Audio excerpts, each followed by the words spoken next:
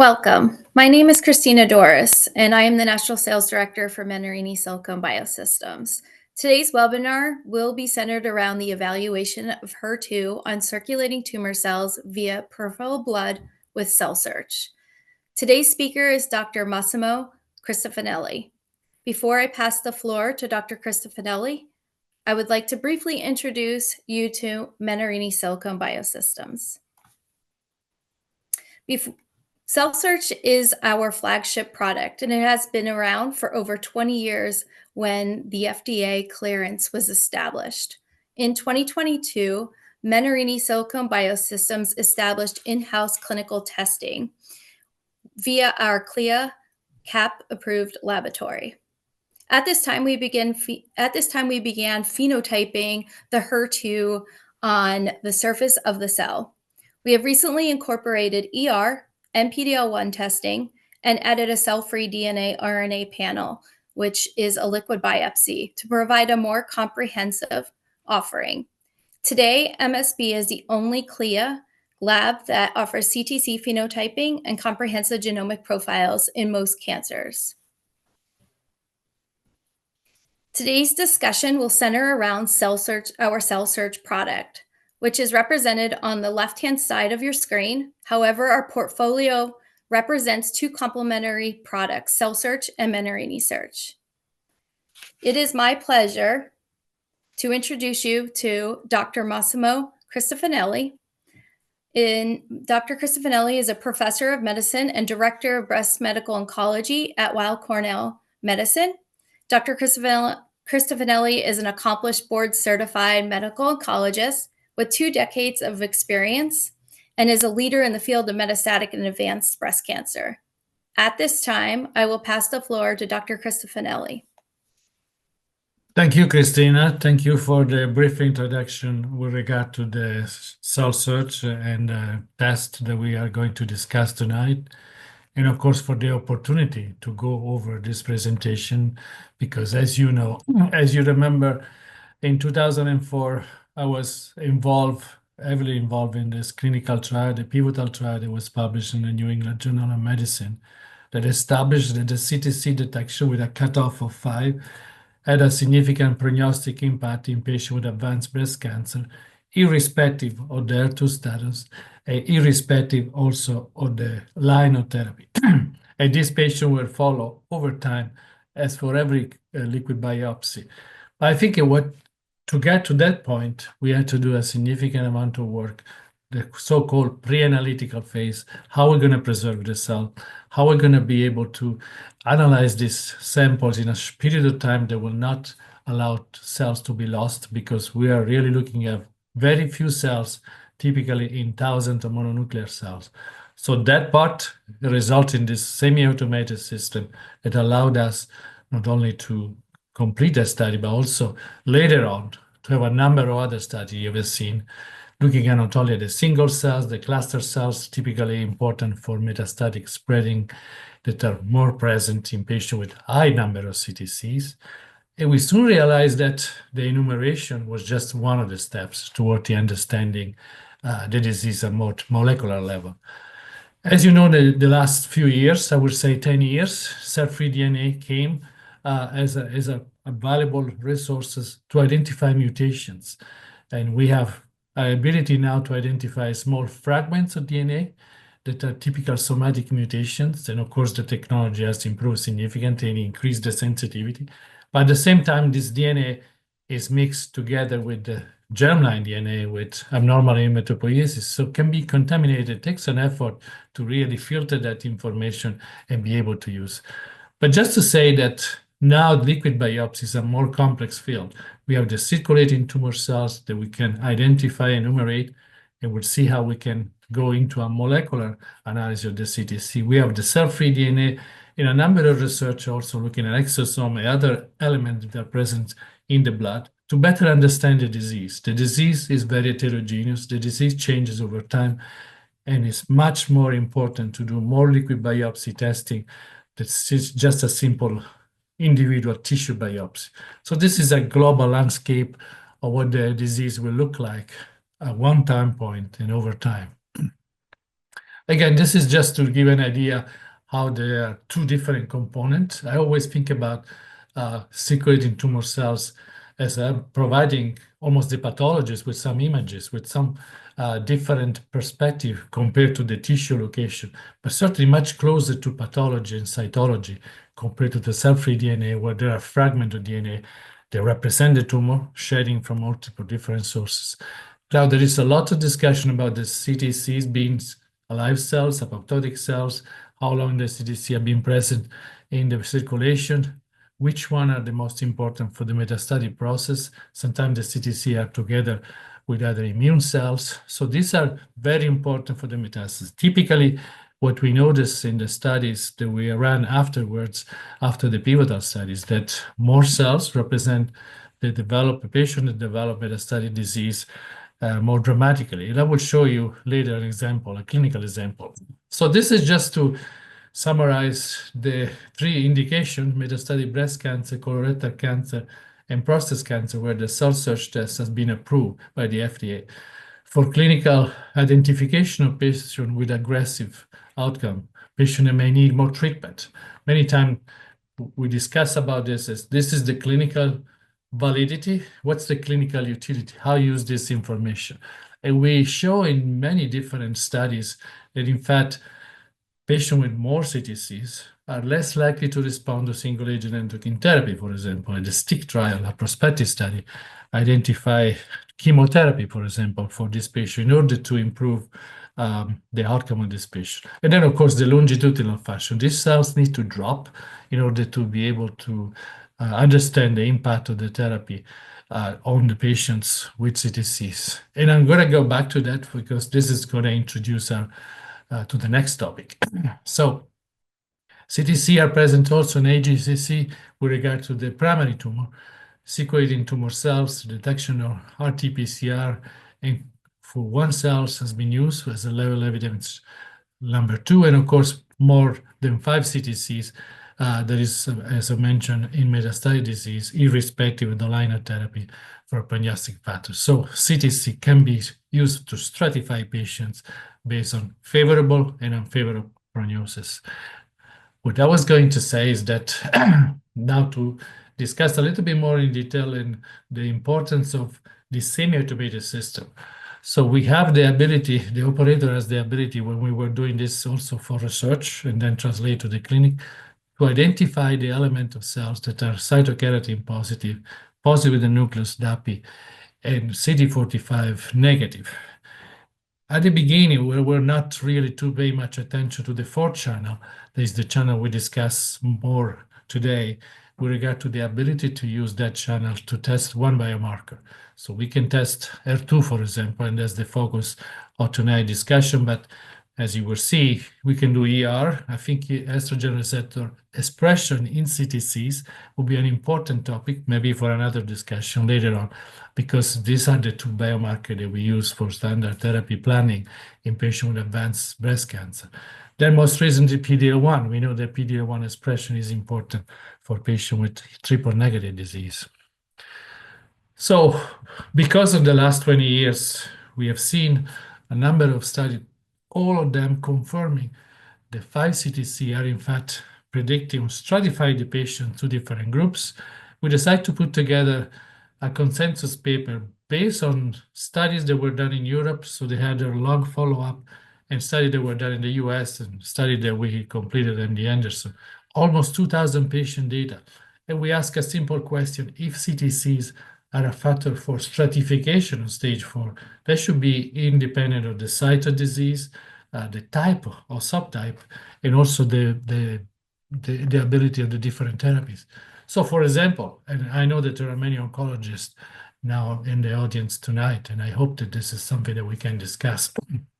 CTCs, for example, in this patient of first line, stratify patients in estrogen-positive tumors with overall survival of patients with less than 5 CTC of 44 months versus 17 months.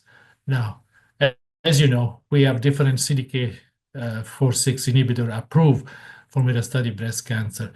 And you can imagine that the difference in survival related to the treatment could be different in the two different groups. So even stratifying the patient, and these are patients that receive pretty much standard endocrine therapy back in the days, in the last 15 years, you can have an impact to your long-term survival as detected by the lack of CTC or less than 5 CTC.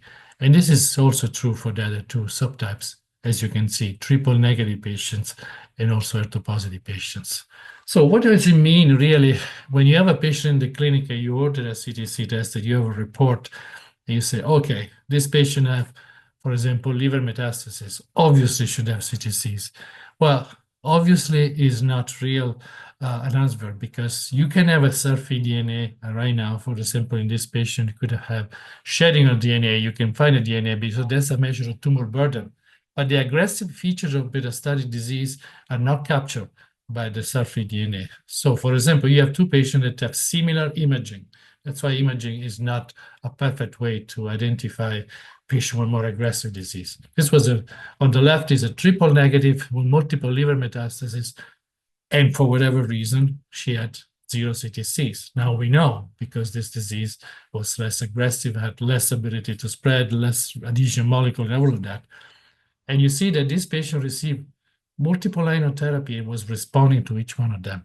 On the other side, there was a ER-positive disease that had 177 cells. Well, those cells were the one that actually brought her to develop leptomeningeal disease, and the disease was fatal, of course. And this is another example. Many times say bone disease is an indolent disease. This patient was full of bone disease. And in fact, just with chemotherapy, we were not able to improve to a level that was less than 5. And in fact, she developed progressive disease because the CTC dropped, but was not eliminated at the point that you can eliminate disease. But the PET scan will not tell you. PET scan will say there is a response. So clearly we were in need of some additional information. For the patient who had high CTC or they have CTC, chemotherapy is not enough. The one thing that we noticed, even from the first study, is the only therapy that will eliminate the CTC dramatically, very quickly, was an HER2 targeted therapy. That was an observation. We were not studying the HER2 CTC status. We were just giving information from the tissue, giving the therapy. The only therapy that was working in this patient was actually an HER2 targeted therapy. So we start questioning, maybe the CTC are in fact HER2 positive, not only in this patient. Maybe we can offer an opportunity considering the heterogeneity of the disease. So this brings us to the need for phenotypic characterization in patients with circulating tumor cells. The first one that comes to mind, obviously, is the HER2. We have so much to offer to a patient with HER2 positive disease that certainly we want to find any reason, any possible marker expression to really initiate that type of therapy. The second will be ER. Again, we're not talking about ER tonight, but you can imagine if somebody is treating a patient with hormone receptor positive disease because of endocrine therapy, don't you want to know if there is estrogen expression in the CTCs? And third is, of course, the PD-L1.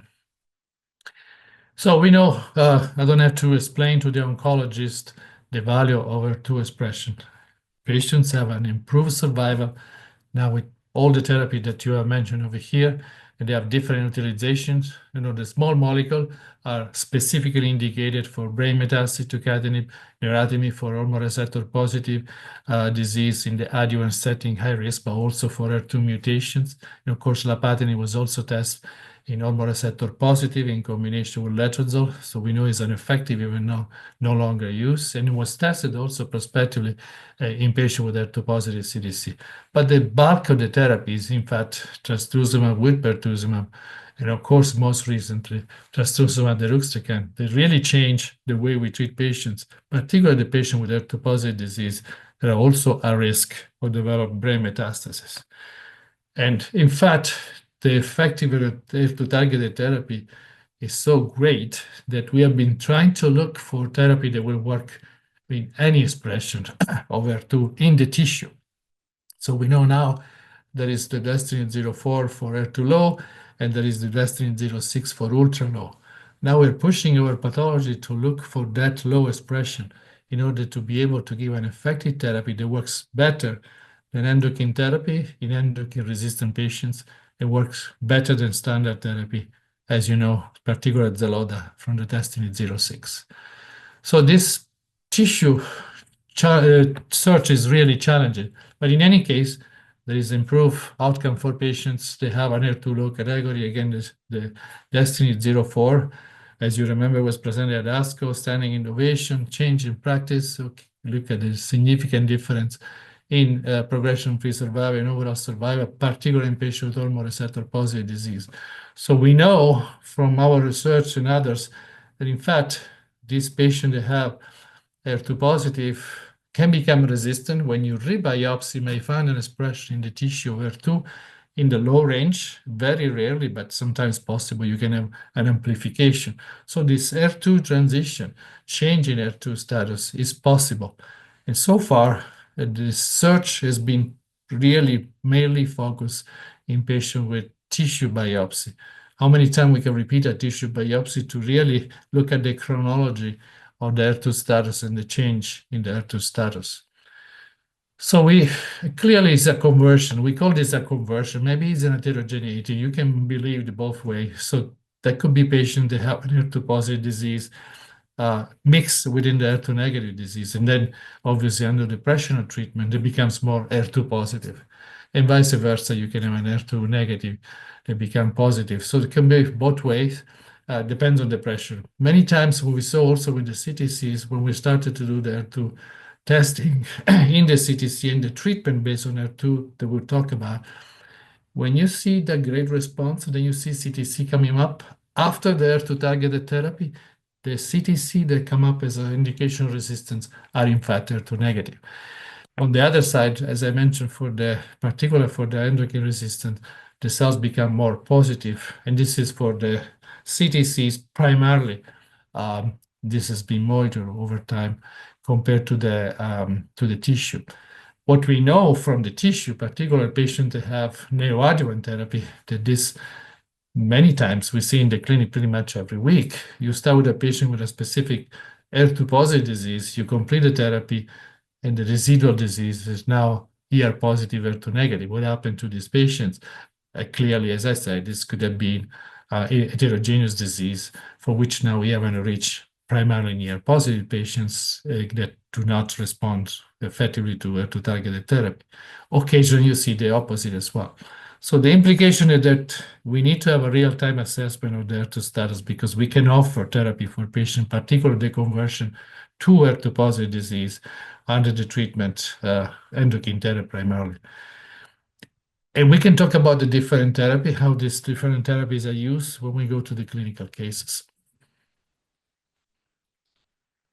So in patients with HER2 negative tissue, as I mentioned, this was studied back in the day, starting in 2010. Dana Pham showed that in fact the HER2 negative metastatic breast cancer patient can have positivity on HER2 CTCs. And this can be potentially something that can be explored, as was done later on in a prospective study with lapatinib. But many others, and of course, mostly I participated in Dr. Wang's study, where we look at the HER2 negative patient that became HER2 positive, and the HER2 positive patients CTC responded primarily to HER2 targeted therapy.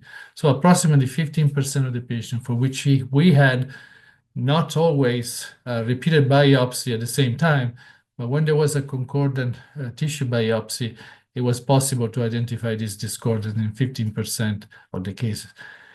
The flip of the coin is also true, and we are not presenting this, but I think it's very important to say that in patients with HER2 positive FISH amplified, the majority of CTC that you find are in fact HER2 positive, suggesting the CTC reflects also the true HER2 positive. So you need to take the CTC HER2 in two different ways. One, if you have a tissue biopsy HER2 positive, you are going to have HER2 positive CTC 3+, almost 90% of the cells. That will prove that this patient has the potential to respond 100%. On the other hand, during treatment, particularly endocrine therapy, you can convert from HER2 negative. Again, you're going to have probably an HER2 negative tissue again if you repeat a biopsy, but the CTC will go up, and that may indicate that this is a converted or a changed subtype. So this is the way actually we look, because obviously, how do we get to this call of 1+, 2+, and 3+? All of this has been done already in the lab, cell lines. And what I mentioned before, You can call a 3+ in HER2 FISH positive tissue, and this has been done SKBR3s that are cells that are HER2 positive, where there is the intensity of the staining. You can see in the 4th channel is very clear indicating a strong positive CTCs. We also develop additional algorithm to identify not only the staining intensity, but also the number of cells with that intensity. All taken together. As I said, there is a concordance between the HER3+, the majority of the cells, and the HER2 positive status. And then there's a variability in the number of cells and the number of patients that have cells between 2+, 1+, and 2+. But it's very clear what you have in HER2 0. And the detection of HER2 low, as we discussed before, is now important for when it's applied to tissue, but is also important when it's applied to CTCs. And we'll see again some examples. So when should we order a liquid biopsy? We already know, I think oncologists are familiar in the hormone receptor positive. I want to know if there is a PI3K mutation. I want to know if there is an ESR mutation. And I use a cell-free DNA. But as I showed you before, I want to know if the patient is CTC positive or negative, more than 5. And I want to know if there is an HER2 expression in the CTCs, because that will give me an opportunity to where to target the therapy. And then this is important that we do in a longitudinal way.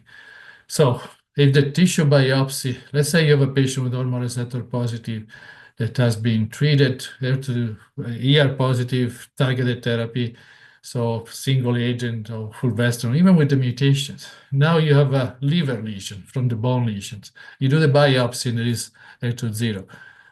You do the CTC to see if there is evidence of HER2 positive, because you biopsy just a small area. And we have plenty of examples of that. Usually we see more CTC when there is bone metastasis, but if you have only bone metastasis, it's very difficult to get a biopsy. You don't want to repeat a biopsy because the disease is definitely developing into the bone metastasis in multiple sites. That's what the CTC really, we show that in 60% of the patients with bone metastasis, you have CTCs, and you have the opportunity to actually test there too. Clearly, I show you that, and I mentioned to you, in patient with endocrine resistant, the patient have no response to treatment. There is an evolution, a change that can be even more important, what has been reported, and certainly for the HER2, later on for the ER, will tell us which subtype we are switching. And occasionally also be seen in triple negative patient. So it's very important every time there is an indication of aggressive disease, the disease is progressing in the organs, so because they have probably an aggressive disease that has CTCs. You want to know about the biomarker of the circulating tumor cells. You want to know if the tumor cells are there. So I personally use liquid biopsy in CTC at the moment the patient is diagnosed with recurrent disease, and then continue over time. So these are some of the papers that show, obviously clinical paper, research paper that show that the HER2 positive CTC are present in HER2 negative. I mentioned to you this CTC HER2 status discordant with HER2 disease correlate with poor prognosis, particularly if you do not use an HER2 targeted therapy. So if you have more than 5 CTC, you have a worse outcome. If you have more than 5 CTC and HER2 positive, and you do not treat with HER2 targeted therapy, this patient progress even faster and develop other sites of disease. And we know the TEDx trial show actually an improve in survival in the patient that receive HER2 targeted therapy in the form of lapatinib with HER2 positive CTCs. And that's an indication that, in fact, these HER2 positive cells may not simply represent cells that detach from the primary or the metastatic cells, but cells that have the potential to survive targeted therapy even, and definitely develop new metastases. So what we call stem cells. And there's been a lot of research in the lab with that. And then, of course, all this other information with regard to the HER2 discrepancy. I think I made already the point that there is discrepancy in the HER2 status, particularly in the type of in patient that progress, by patient that progress on endocrine therapy. Those are the patients that we know in the tissue biopsy may develop HER2 low disease from HER2 0, but these are also the patients that may capture even better with circulating tumor cells, and circulating tumor cells HER2 is really an indication, can tell you about the HER2 status even before you have a tissue biopsy. So how the report looks like. So I've been ordering this report and this test for a long time. And actually, I'm very glad that this has become a clinical test because for quite some time we were doing this in our lab, looking at the images and identify the obviously the HER2 status. But this is not a clinical test, so we didn't have a CLIA lab. But for the last 3 years, we have been actually using the CTC from Menarini. You see the report, the way it's been evolving, right? First it was an HER2 positive, but now is a little bit more accurate and more consistent what the practice would be. You have HER2 positive 3 plus, and as I mentioned to you, this would be very clear in patients with HER2 amplified disease.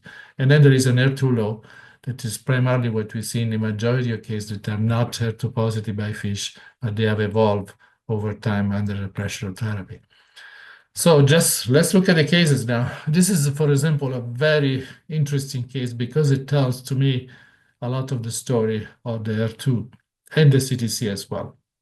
So this came to me as a second opinion first. This was a woman that noticed during last summer evidence of fatigue, anemia, low platelets, and she didn't have any obvious sign of breast cancer.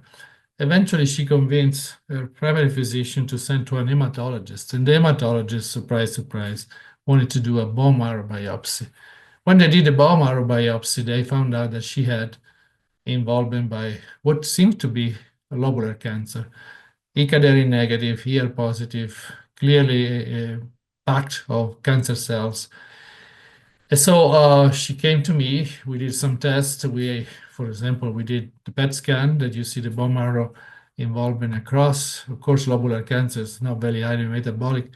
Even if she didn't have an obvious cancer, she had a retracted breast and the MRI showed a diffuse process. So here she does the biopsy, and this is a luminal type, high expression of EPR negative. The HER2 was not expressed. And interesting enough, she did not have an actionable mutation on the cell-free DNA, and she had a relatively low tumor burden, just to say how the test can give you a different view. So based on cell-free DNA, there was no target. She should have probably treated, obviously with endocrine therapy. She couldn't go into a CDK4/6 because the platelets were less than 50,000 and she was transfusion dependent. So when we saw the results of the CTC test, 330 CTC, and she has 116 positive CTCs, was clear that she needed to be treated with an HER2 targeted therapy. So we started on letrozole and HP. And actually, HP was not perfectly tolerated because she started to have diarrhea, and it was not easy to tolerate. As I say, at some point, we dropped the pertuzumab, and we continued simply with Herceptin. And what we notice over weeks' time, that the bone marrow will start to really normalize. First the platelets, then the hemoglobin, and then she's no longer transfusion dependent. So the fatigue was associated with this hemoglobin. The platelets were very low, as I show you, and I mentioned to you, and the hemoglobin was continued to be treated. So pertuzumab, trastuzumab, letrozole, starting in November. First, we needed to get approval. Interesting enough, we didn't have any major issue with the insurance. When we showed a report that was HER2 positive cells, say, okay, HER2 positive cells need to be treated with HER2 targeted therapy. I cannot give chemotherapy. I can only give endocrine therapy. Okay. And that's what happened. I mean, this is essentially what we have seen in the first study, even though that was for an HER2 positive tissue. In the patient with HER2 positive CTC, there was a dramatic drop in the CTC, the bone marrow improvement, the PET scan improvement, the breast cancer improvement. The patient feels perfectly fine. And as I mentioned to you now, she's on Herceptin and letrozole, but she probably doesn't need pertuzumab, exposure to toxic pertuzumab, and she will not go back to chemo, never go to chemotherapy at this point. So we are clear there to positive CTC with HER2 targeted therapy. There is no resistance because there are no persistent HER2 negative CTCs. There is a clinical improvement, and this is, I think, a very nice case because it proves that she will not ever receive an HER2 targeted therapy if it was not for the CTC. And certainly, going back to the HER2 low, she would have not been exposed to T-DXd because of the platelets in the bone marrow. So simply using an antibody base without chemotherapy, we're able to really help this woman in a dramatic way. So this is the graph that show where she started with the total CTC, where she started with the HER2 positive CTC, and after 4 months, this is completely clear. Patient comes now once a month. She's doing very well. She obviously doesn't need anything at this point, but this is also to draw the attention to the typical behavior of lobular cancer. A diffuse disease can infiltrate the bone marrow, can infiltrate. Actually, she had also abdominal distension. I forgot to mention, but this was probably creating an issue with the stomach.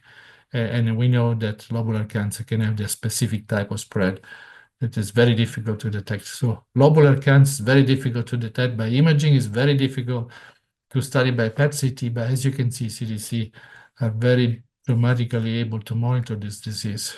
So this is another case, and I want to bring this case because somewhat is close to my heart because it's an inflammatory breast cancer. So this was a woman who had local regional recurrence in the chest wall and was for a long time with essentially was CDK4/6 at that point and Faslodex. At one point, though, the disease became aggressive. At the point that we noticed she had a liver function test abnormality, we did a PET scan, you see the dramatic liver that we had. And she was always CTC 0. But for the first time, we had a CTC of 67 with 28 CTC that were HER2 positive. So we knew that she needed a change in strategy. Chemotherapy was not going to be enough. And we started also with trastuzumab, pertuzumab. And she improved dramatically. I mean, can you believe that she lived 2 years after that? We went from taxotere that was obviously toxic at some point. She was developing some fluid retention. She went to navalbine. In this case, also, we dropped the pertuzumab. But bringing that type of response in such a short time in the liver, I think it was really, again, another proof of concept. The next one is also interesting because it speaks about the use of liquid biopsy in patients with breast cancer, looking at the CTCs and looking at the cell-free DNA. So this is a woman that had progressive on endocrine therapy. And at this point, she has a cell-free DNA that indicated a PI3K mutation. At that time, the only agent that was approved was actually alpelisib. But she had also 11 positive CTC on 13. Remember what I told you. This is an expression of possible HER2 positive. The liver biopsy did not show amplification, so the disease was certainly very heterogeneous, but the majority of the cells were HER2 positive. So we wanted to be aggressive and give it the opportunity, and she had a dramatic improvement. Now, obviously, this is another indication that when you treat with a targeted therapy, you need to be absolutely sure that you have preference for the target that can give major impact on this patient. So we could have used the alpelisib, but we knew that that was not going to have a major impact with somebody with such a liver disease. And we know how difficult alpelisib. We wanted something rapid that could be used with chemotherapy, and that was the only choice at that time. And actually, we had this dramatic response.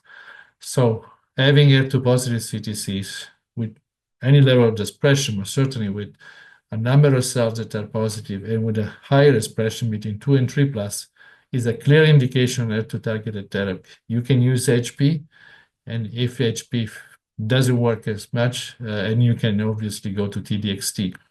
You can also use T-DXd up front, but I would say that in any case, the antibody-based therapy in combination with chemotherapy with HP is as effective. Probably there will never be going to be a study that will compare the two in CTC positive, but based on my experience, HP with chemotherapy works very well with HER2 positive CTCs.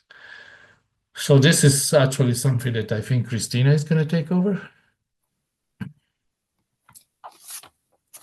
Yes, can you hear me?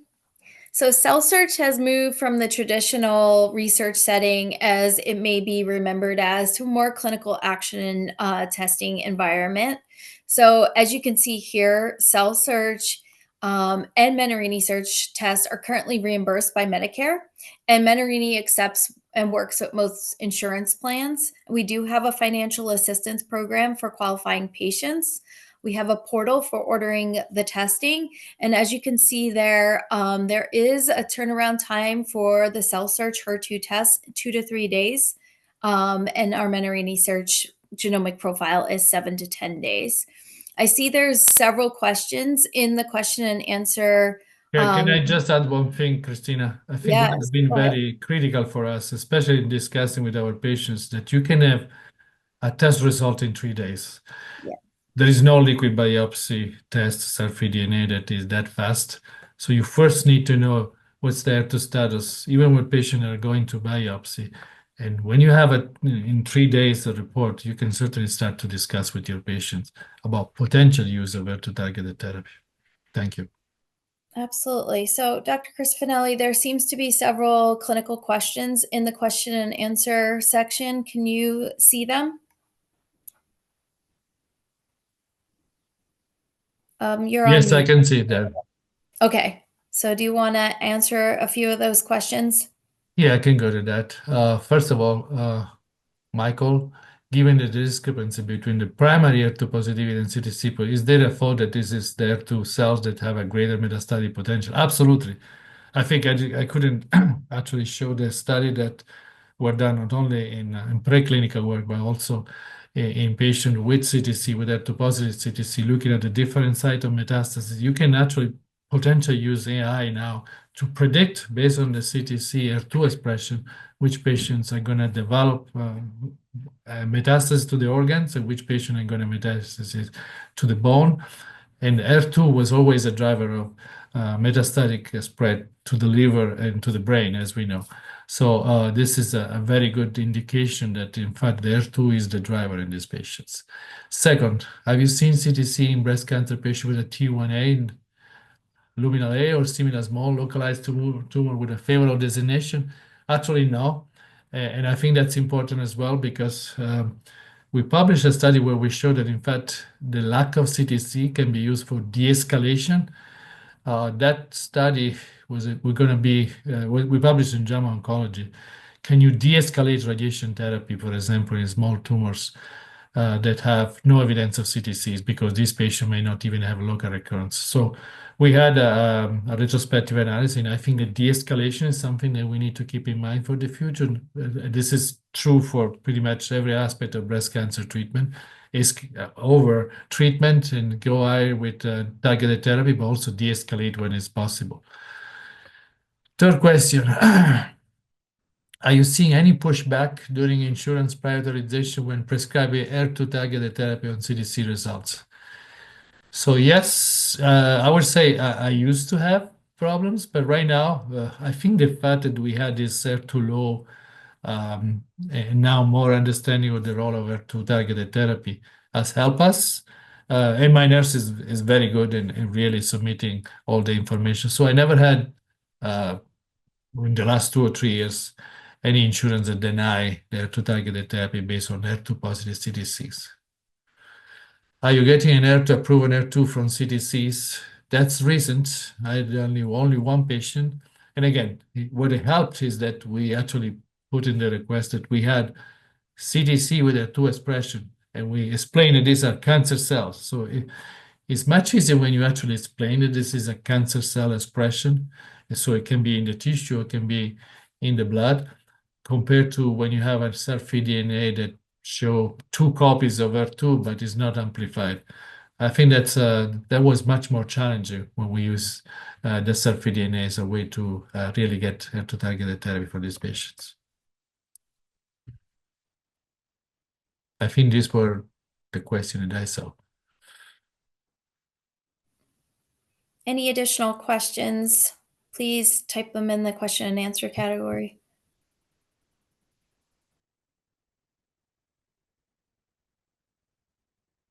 I just want to bring back the idea that, in fact, having CTC analysis in every CTC enumeration expands what we believe right now is important for liquid biopsy. And hopefully we can come back in the future with data even on estrogen receptor expression, because I think that would be, especially for breast cancer, oncologists, the ability to identify patients for which you have to switch from chemotherapy, from endocrine therapy to chemotherapy. I wonder how the CTC will look like in patients that have primary endocrine resistance, for which now we have, as you see, targeted therapy in our study, but also we have therapy with TDXT in the DESTINY-6. So it is true that we have high CTC, we have loss of ER. In that case, it's a no-brainer. We would definitely need to do TDXT targeted therapy.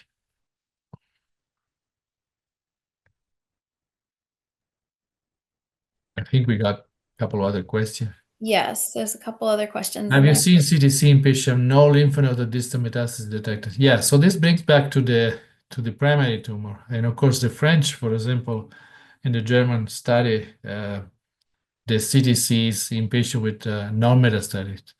And there were patients, the detection of CTC is independent of the lymph node status. They also independent when you look at in neoadjuvant treatment from the type of clinical pathological response. So if you have residual CTCs after neoadjuvant therapy with pathological CR, you're going to have a recurrence that is much longer compared to the MRD detection by cell-free DNA. It takes longer time. Maybe these are cells that are dormant and then gets reactivated. And also in patients with lymph node disease upfront, the detection of CTC is always a matter of poor prognosis. You mentioned CTC and PD-L1. What is your experience with PD-L1 and targeted therapy based on CTCs? We have studied PD-L1 expression in the lab. I didn't use the PD-L1 in clinical samples. I think Christina can tell you if there is available, if there's any use, but I can imagine that could be the same story that we can bring up. So there is any PD-L1 expression, how to correlate to the tissue, because the PD-L1 expression, as you know, in the tissue include the immune cells compared to the CTC, but having a CTC positive in the periphery is probably a different matter, but I didn't have an experience on that. Signatera versus CTC. Oh, this is classic question. It took some time to get to this point. Well, Signatera, again, is a tumor-informed, essentially tumor burden residual disease detection. If you were at San Antonio, you have seen the presentation, the prospective study, where Signatera was used to really study patients that had aggressive feature, aggressive disease, the BRCA positive or triple negative, and if they had detection of Signatera positive but didn't have recurrent disease, they were randomized. The problem was that Signatera actually detected the disease on a preclinical level or pre-symptomatic level. So many patients were, in fact, definitely with aggressive disease. As we know from the CTC, CTC is a prediction of future development of metastatic disease. So there could be 2 or 3 years of time for which this patient will develop metastatic disease. There was an ECOG study that was presented and published back in 2020, I think, if I recall correct. And this was clearly indication that 2 or 3 years in the follow-up of these patients, late recurrence can be predicted based on CTC. So the CTC will not tell you that there is a disease right now, it will develop. So you have a time for an intervention or intensification compared to the Signatera. And when you talk about cell-free DNA, it's becoming more complex by the day with methylation and other tests. There is a specific timing or cadence for CTC testing that you have seen most beneficial during treatment. Yes. I mean, I usually do the CTC testing at the time of initial diagnosis and restaging just to see what the impact of therapy immediately would be. For the HER2 targeted therapy, as you see, is very dramatic. We know that this is going to happen. For the therapy that you think you need to have a quick response, typically we know from a number of studies the CTC can change in a month. So if you are really interested in see if your therapy is working very quickly, you can do in a month and see that the drop has to be below 5 is talking about enumeration. And this is another classic question. Do you have confidence if the test is, you see only one HER2 expressed? It seems like would be more preferred for insurance reasons. Have you treated with a minimal CTC HER2 count? I cannot remember what was the minimal CTC count that I treated. If you have one CTC with a HER2 3+, I think I would feel very comfortable. Otherwise, we develop also a score that include the number of cells and the intensity. And based on that score, I think you feel more comfortable treating patient with that level. Having said that, if we're treating with a very low HER2 based on tissue, why not to try to get TDXT with one positive CTCs? Currently, the CTC can evaluate HER2 positivity. Will there be other genetic driver information, BRCA, PK in the future? I think we didn't spend time, but you can probably get also DNA and analyze mutations in the CTCs. We had one paper back in 2015 where we're looking at ESR mutation was before the days, actually the ESR was something in the CTC. So we show that patients that have CTC may have ER expression. Within these cells, you can find very heterogeneous ESR mutations. So yes, you can have BRCA is more of a germline, so you're not going to look for that in the CTC, but PHK and ESR, you can look for the CTC. I think this is going to come in the future. When do you order CTC, MRD, and CTC at the same time? Yeah. You can go back to the Signatera and CTC. I think there are different information. We like to call this cellular residual disease or CRD, and it's different time point. If you have a negative Signatera and you repeat it every 3 or 6 months, whatever is your preference, I was recommended, even though there are no guidelines. When you start to see CTC, I think you have that window of time. If you have, for example, endocrine therapy, right now everybody uses CDK4/6 inhibitor for stage 2 even. You want to make sure that those cells disappear because this patient may have a tendency to develop metastasis later on. You're not going to have MRD otherwise. What to discuss so far has been primarily metastatic disease. Yeah, and the same question comes with Signatera. I think we answered that question. I often you see a discrepancy or change, I think around 15-20%. I think in the real world it's probably around 20%. Can you diagnose CTC on a microscope, slide stain? So the CTC, there are different technologies here. We're talking about a semi-automated system that will allow to come out with these images, essentially a flow cytometry study. But there are other technology we use mostly for research where you can put the cells on a slide and you can look and you can look at fluorescent microscope and so forth. This obviously brings to other technology. I think there are, as I was starting to mention, other methods.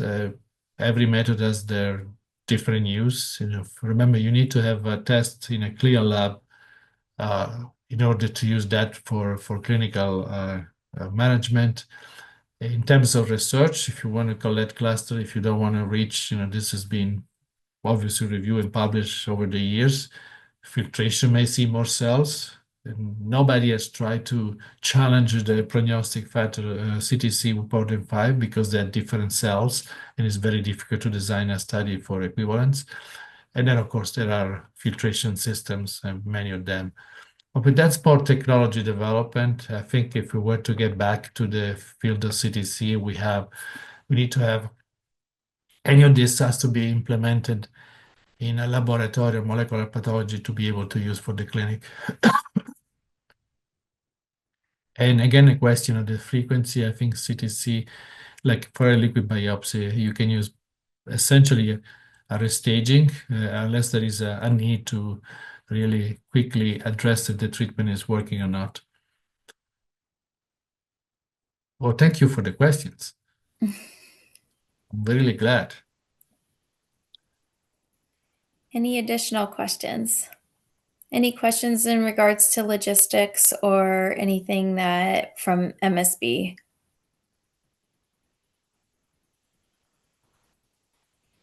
Dr. Cristofanilli, I have a quick question about the DETECT-3 trial. If you went through that pretty quickly, can you just review the significance of that, the findings, specifically with the HER2 negative on tissue and what that means when a CTC I think HER2 positive? we didn't plan to make a review of some of the studies, particularly with the DETECT-3 study. And so this patient had HER2 positive CTC detected were randomized to standard therapy versus adding lapatinib. At that time, well, for a number of reasons, lapatinib was the only therapy that could have been tested. And even if you didn't see an immediate improvement, I think the improvement in survival was very interesting. I went over that briefly because I think many were surprised that after so many years you see a survival improvement, and that was probably primarily because the HER2 cells are the stem cells that reproduce metastasis in distant sites, so the one that we need to eradicate. And there have been other studies that try to do this in different settings with different detection methods.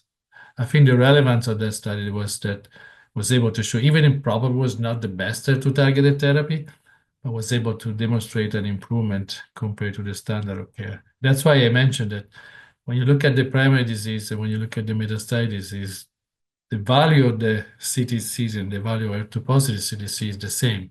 You're going to develop at some point metastatic disease. You're going to progress to the visceral sites much faster because these cells really hold the metastatic potential and essentially the stemness that allow that to resist therapy. Treatment resistance is the major driver. And this is respective of the mutation that you see with the cell-free DNA. Thank you. Very helpful.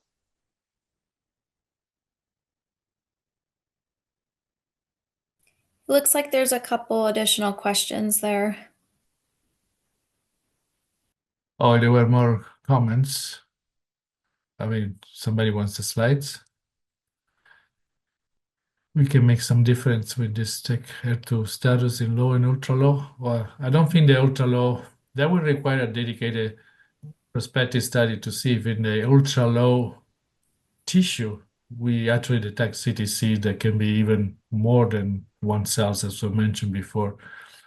We're trying to accumulate data on this because now we are keeping track in the real world of the HER2 positive CTC like these patients and what the tissue represent when it's taken closer to the time. So I'm sure we'll come up with some data that will indicate the tissue low and the tissue ultra low, how the CTC look like, and how these treatments impact the CTC in the periphery and then of course the development metastasis.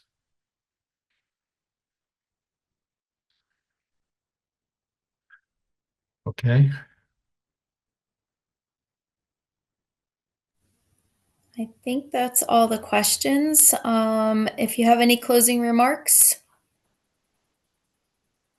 I think it was a great opportunity to review the role of CTC, one of my favorite topics, and as well as the biomarker. I think the biomarker is the direction, expression is the direction where we're going. And of course, we hope to have also mutational status in the future. And one of the next program, we'll talk about ER status. I hope this is going to come soon. Absolutely. So there is a survey for participants in the chat. So if you click on that, you can get some additional information. We're happy to send you some additional information if you're interested in learning more on how to access this testing and any coverage or logistical issue questions. We can also help with that. So we thank you for joining tonight, and we wish everybody a nice evening. Thank you. Good night.